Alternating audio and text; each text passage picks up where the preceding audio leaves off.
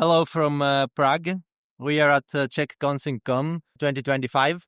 And among other interesting games, we got ourselves Mitchell Land, straight from Seattle, who has joined us to present us our next part of the Next War series. So yeah, next part of Next War makes sense. Actually, this is a Flashpoint or short scenario addition for the base games. So in this case, we are trying the Flashpoint scenario of Next War of Vietnam. I have already done my setups in whatever ragtag form I have been able to do.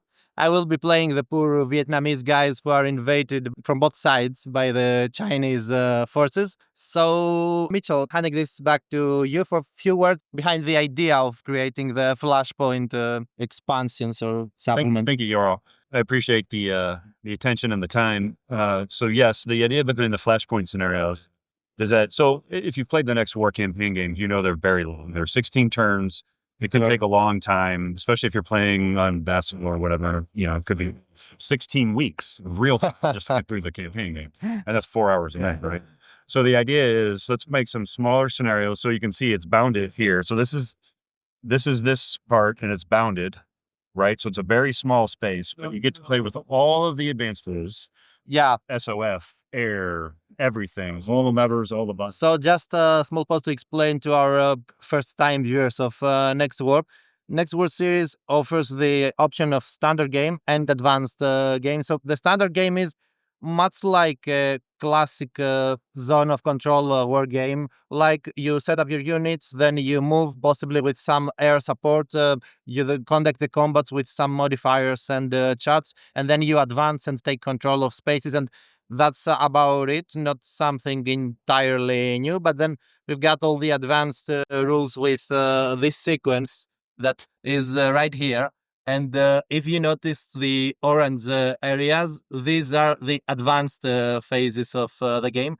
So we've got like everything, like electronic detection, and the SOF stands for Special Operation Forces, and then strike phases, which is your air units and naval units possibly conducting some strikes to ruin the enemy's installation. And then we go on to the actual ground combat and advance. So yeah, it is much more complicated in comparison to the standard game. So myself as well, when transitioning from the standard rules to the advanced rules, I would like some kind of introductory step to that. And I think the Flashpoint scenarios cover just that. This is the general reference market. So what stage are we in terms of completion in the different games, Mitch? So there's going to be 6 total scenarios, 1 for each published game. Uh-huh.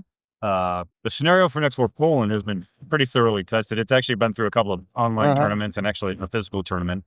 This one has had a couple of play tests. India, Pakistan is very far along.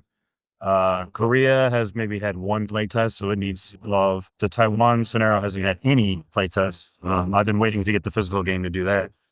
And then Iran has had several play tests. It could still use Steam, or it's not pretty far along. Yeah. So one friend has told me that the first or the best one to introduce yourself into the series might be India, Pakistan, because of the lack of sea areas and only containing land areas. Would you agree with that? Do you think? Possibly, yeah. I mean, it kind of depends. It's really, I would say, whatever area it interests you the most is going to be the one that grabs their attention, right? So whatever geographic spot.